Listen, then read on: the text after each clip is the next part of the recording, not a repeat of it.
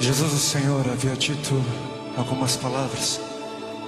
E na sequência, no Evangelho segundo João, no capítulo 6, o versículo 60, nós lemos: ao ouvirem isso, ao ouvirem as suas palavras, muitos dos seus discípulos disseram: dura é essa palavra, quem consegue ouvi-la? Quem pode suportá-la?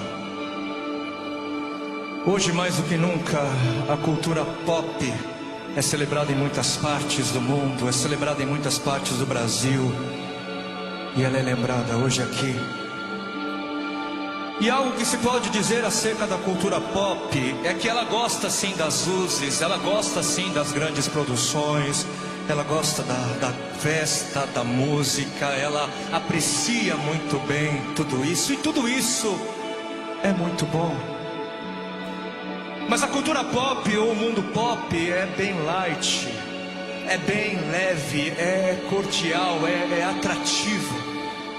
Não cabe muito bem no mundo pop falar que cristãos são torturados e mortos pela fé em Cristo Jesus ainda nos dias de hoje, não cabe muito bem no mundo pop lembrar as pessoas de que no Nordeste brasileiro centenas de milhares de crianças são escravizadas por conta da pobreza extrema. Não cabe muito lembrar as pessoas de que nessa mesma região milhares de crianças são vendidas como coisas, como brinquedos sexuais, violentadas a troco de R$1,99 em média. E não cabe muito bem nesse mundinho colorido pop dizer que a responsabilidade de muitas das injustiças do mundo são daqueles que poderiam fazer algo diante delas, mas fazem absolutamente nada ou fazem muito pouco. Não, no mundo pop tudo é de fácil aceitação, tudo deve ser de fácil aceitação, tudo muito doce, tudo muito açucarado. No mundo pop o que vale é agradar a todos. O importante é que todo mundo saia satisfeito. Ofender alguém, não, isso não cabe, isso não se pode. Contrariar as opiniões e os pensamentos dos outros, não, isso não se deve, isso não se pode.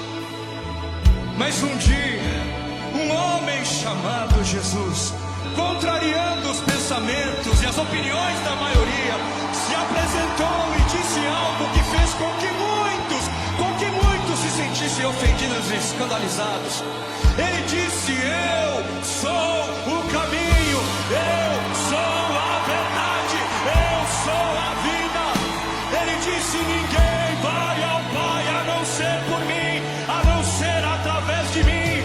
Ele disse: eu sou o pão da vida, o pão que dá a vida, o pão que desceu do céu. Ele disse ser o Filho de Deus, e dizendo isso mais chocante, ele disse ser Deus,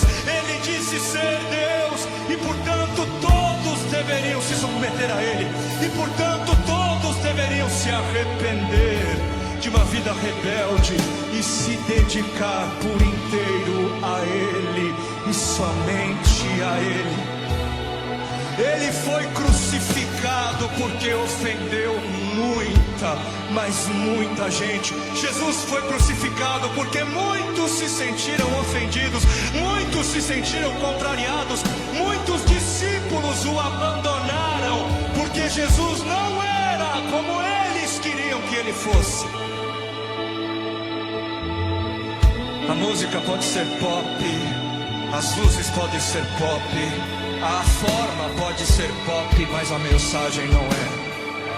O conteúdo não é de acordo com o gosto da maioria. E esses discípulos do texto que acabamos de ler aqui, por acharem duras demais, por acharem ofensivas demais as palavras do Senhor, a partir dessas palavras, por causa dessas palavras, eles deixaram de seguir o Senhor. Deixaram.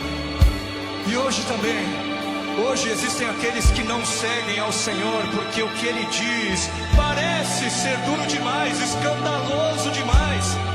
E estes parecem dizer: olha, Jesus, fica aí no seu cantinho, tá? Porque eu vou até aqui. aqui, ok? Até aqui eu faço, até aqui eu te dou uma colher de chá, eu te sigo até aqui, tá bom? Mas se eu tiver que ir além, se você me disser algo que contraria a minha opinião, eu tô fora. Eu tô fora, tudo bem?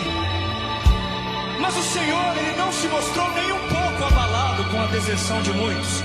Ele não se mostrou abalado, Ele não disse, não, pelo amor de Deus, não me abandonem. Ok, eu mudo o conteúdo, ok, eu exagerei um pouco, eu admito, eu vou pegar mais leve, eu prometo, não vão.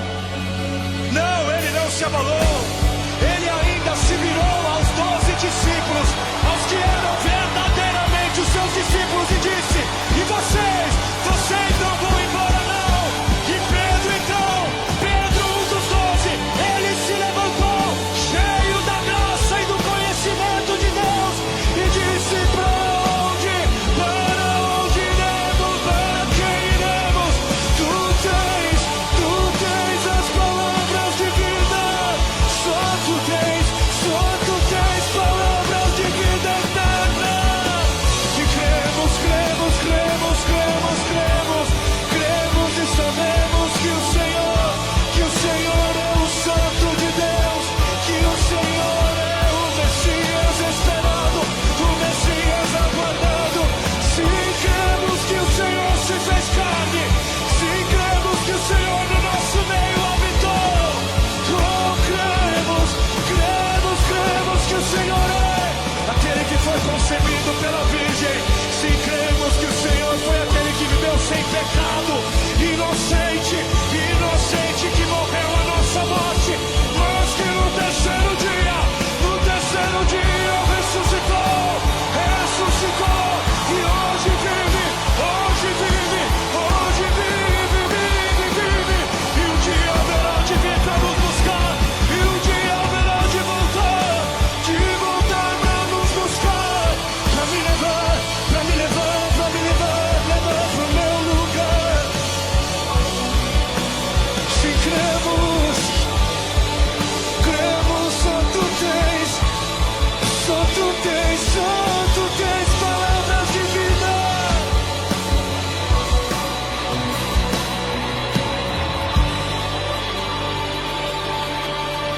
Para onde iremos?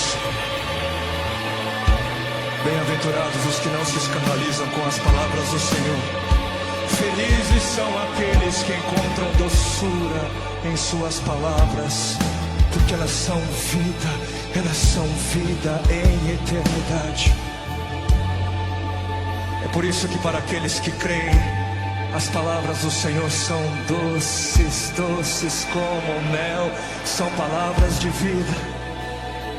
Na verdade, a dureza não está nas palavras do Senhor, mas nos corações daqueles que a ouvem.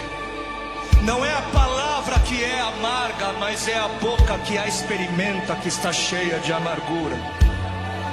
E com as suas palavras, o Senhor, na verdade, Ele separa aqueles que são daqueles que não são seus verdadeiros seguidores.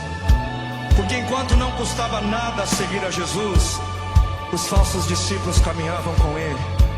Enquanto Jesus realizava muitos milagres, enquanto o Senhor, Ele alimentava as multidões, ressuscitava os mortos, enquanto Ele parecia ter muitos favores a distribuir, Ele era aceito e celebrado. Só enquanto tudo que Jesus parecia ser não confrontava a opinião geral, só enquanto tudo que Jesus parecia ser não incomodava a vida de ninguém, Ele era aceito por esses falsos discípulos, apenas interessados em se dar bem.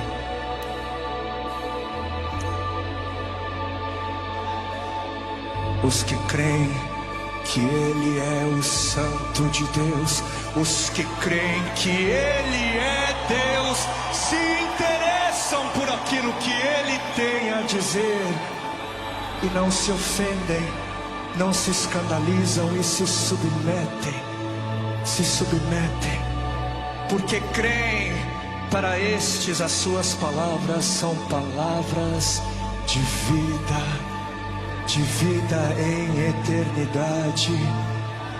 Ele é o Santo de Deus, Ele é o Santo Deus, Ele é o Santo Deus, Ele, Jesus, Jesus, Jesus, nome sobre todo nome, Jesus, Jesus, Jesus. Ele é